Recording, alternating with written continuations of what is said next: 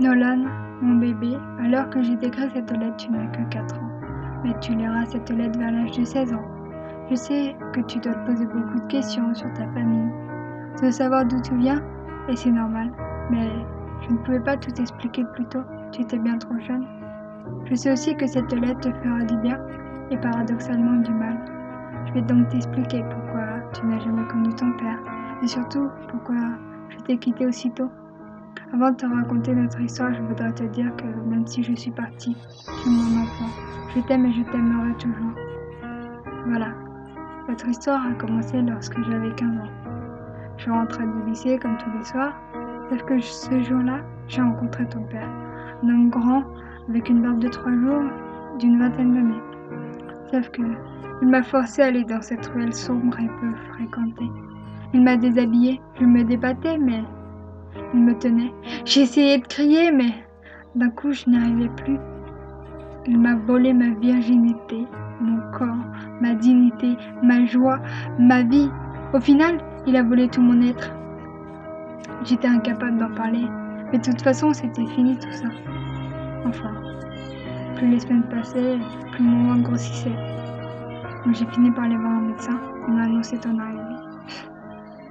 J'avais 16 ans et j'étais à 4 mois de grossesse. J'étais perdue entre tous ces sentiments qui m'envahissaient.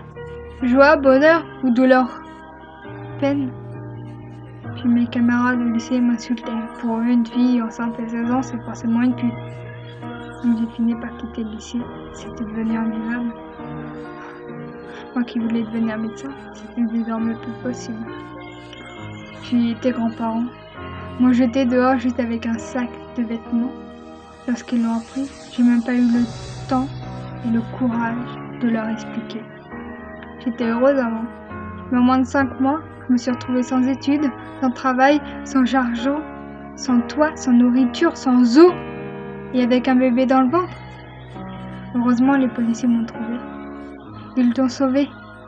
Ils m'ont aussi permis de porter plainte contre ton père. Ton père, mon monstre, a donc passé 8 mois en prison et t'a payé une pension alimentaire. Voilà comment on a survécu. On vivait dans un foyer plein de cafards et je mangeais des boîtes de conserve. Pour être honnête, c'était pas vraiment la vie dont je rêvais. Enfin, tu es arrivé au monde, un de mes plus beaux jours de ma vie. Je t'aime énormément. Tu es une partie de moi, mais tu ressembles trop à ton père. Mon petit Nolan, je t'aime très fort. Malheureusement, j'ai choisi que c'était aujourd'hui le plus beau jour de ma vie, car je sais que désormais tout est fini. Nolan, je veux que tu sois heureux et que tu vives la vie dont tu rêves. Écoute-moi, vis et surtout, ne t'en veux pas, tu n'y es pour rien. Ta maman qui te regarde depuis les étoiles.